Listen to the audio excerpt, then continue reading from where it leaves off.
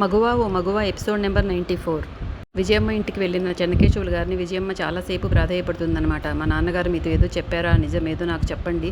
నా కొడుకు చనిపోయిన రోజే, నా కొడుకు పుట్టినరోజే చనిపోయాడు. ఆ రోజే మా నాన్నకు కూడా పశ్చాత్తాపం వచ్చి మాట్లాడకుండా అయిపోయాడు. ఇన్నేళ్ల తర్వాత వచ్చినా కూడా మీతోనే మాట్లాడారు. ఖచ్చితంగా మీకేదో చెప్పే ఉంటారు, చెప్పండి అని చాలా ప్రాధేయపడుతుంది. కానీ చెన్నకేశవులు గారు మాట దాటేసి ఇంటికి వచ్చేస్తారు.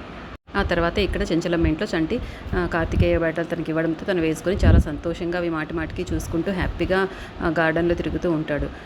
సింధూర కూడా చంటిని చూసి చాలా హ్యాపీగా ఫీల్ అవుతుంది ఆ అమాయకత్వాన్ని చూసి. కానీ ఈ రవిబాబు చాముండి మాత్రం చంటిని చూసి చాలా అసూయ పడుతూ ఉంటారు. చాముండి వచ్చి అడుగుతుందన్నమాట, నీకు ఇవ్వాల్సిన బట్టలు కార్తికేయ బట్టలు చంటికి ఇచ్చినందుకు నీకు అసూయగా ఉంది కదా అని. అవును, అసూయగా ఉంది నాకు, నీకు కూడా ఉంది కదా, సింధూర నీ పొజిషన్లో ఉన్నందుకు నీకు కూడా ఎంత కడుపు మంటగా ఉందో నాకు కూడా అంత అసూయగా ఉంది అంటాడు. తర్వాత సింధూర చంటి దగ్గరికి వచ్చి, మరోసారి నీకు పుట్టినరోజు శుభాకాంక్షలు చంటి, నువ్వు ఈ బట్టల్లో చాలా బాగున్నావు, దొరబాబులాగున్నావు అని మెచ్చుకుంటుంది. అప్పుడు చంటి చిన్నబుచ్చుకుంటాడనమాట. ఎందుకు చంటి బాధగా ఉన్నావు అని అడుగుతుంది. ఈ రోజైనా నేను ప్రేమించిన అమ్మాయి కనిపిస్తుందని అనుకున్నానండి, కానీ కనిపించలేదు అంటుంది. నువ్వేం బాధపడకు, ఆ దేవుడు అన్నీ చూస్తూ ఉంటాడు, నేను తప్పకుండా వచ్చే పుట్టినరోజుకంతా అమ్మాయిని నువ్వు కలుస్తావు అని చెప్తుందనమాట సింధూర. దాంతో చాలా సంతోషపడతాడు చంటి.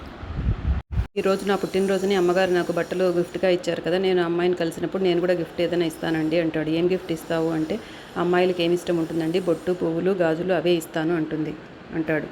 ఆ అమ్మాయికి అవి నచ్చుతాయా అండి అని అడుగుతాడు. నువ్వు ఇవ్వాలనుకున్న బహుమతి ఆ అమ్మాయికే కాదు, ఏ ఆడపిల్లకైనా నచ్చుతుంది అని చెప్తుంది సింధూర. అలా చంటి సింధూర మాట్లాడుకోవడం చూసి చాముండి రవిబాబు చాలా కుళ్ళుకుంటుంటారు. రోజు రోజుకి ఈ చంటిగాడు మన పెద్దమ్మకి దగ్గర అయిపోతున్నాడు, వీడిని ఎలాగైనా ఇంట్లో నుండి పంపించేయాలి అంటాడు రవిబాబు. వాడిని బయటికి పంపించడానికి నా దగ్గర ఒక మంచి ఐడియా ఉంది అనేసి చెప్తుంది చాముండి చంటి దగ్గరికి వెళ్ళి, చంటి ఈ బట్టల్లో నువ్వు చాలా బాగున్నావు, కార్తీక్ పెట్టిన బట్టలు నీకు ఇచ్చిందంటే చెంచలమ్మ పెద్ద అత్త నిన్ను తన కొడుకుతో సమానంగా చూసుకుంటోంది, నిన్ను సొంత మనిషి అనుకుంటోంది, అప్పుడు నువ్వు కూడా తనని కూడా సొంత మనిషిలాగా ఉండాలి కదా అంటుంది.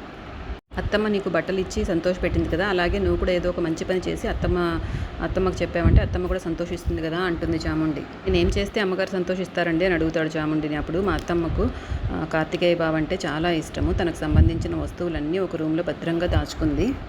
తన కొడుకు వస్తువులన్నీ నువ్వు శుభ్రంగా చేసి బాగా నీట్గా సర్దావనుకో, తన కొడుకు పుట్టినరోజు నాడు అన్నీ నీట్గా ఉన్నందుకు అత్తమ్మ చాలా సంతోషిస్తుంది, నిన్ను మెచ్చుకుంటుంది అని చెప్తుంది చాముండి. అది నమ్మేస్తాడు కార్తీక్ అంటున్నా చంటి.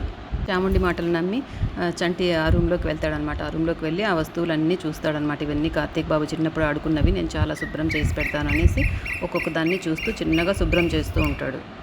అప్పుడు చాముండి రవిబాబు కూడా ప్లాన్ వేసుకొని వస్తారనమాట. చాముండి ముందు లోపలికి వచ్చి చంటిని మాటల్లో పెడుతుందనమాట. ఇది అది అని ఎక్స్ప్లెయిన్ చేస్తూ అమ్మకి చంచలమ్మకి ఏది ఇష్టం ఆ బొమ్మని చూపిస్తూ డైవర్ట్ చేస్తుంది చంటిని.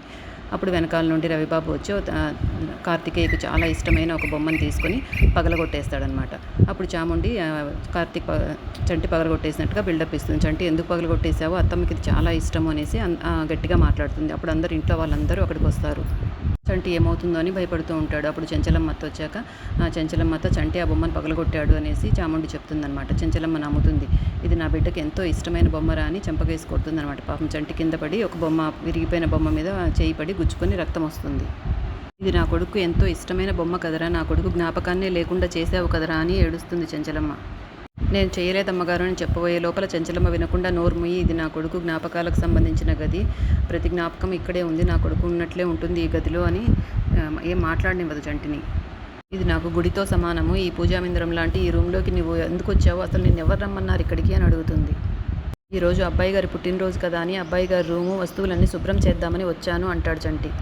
అప్పుడు ఇంట్లోని వాళ్ళందరూ ఈ గదిలోకి వచ్చే స్వతంత్రం మాకే లేదు ఇంట్లో వాళ్ళకు, అంటే నువ్వు ఇంట్లో వాళ్ళకంటే ఎక్కువ అనుకుంటున్నావా, నీకు అంత కొమ్ములు వచ్చాయని అందరూ తిడతారనమాట చంటిని.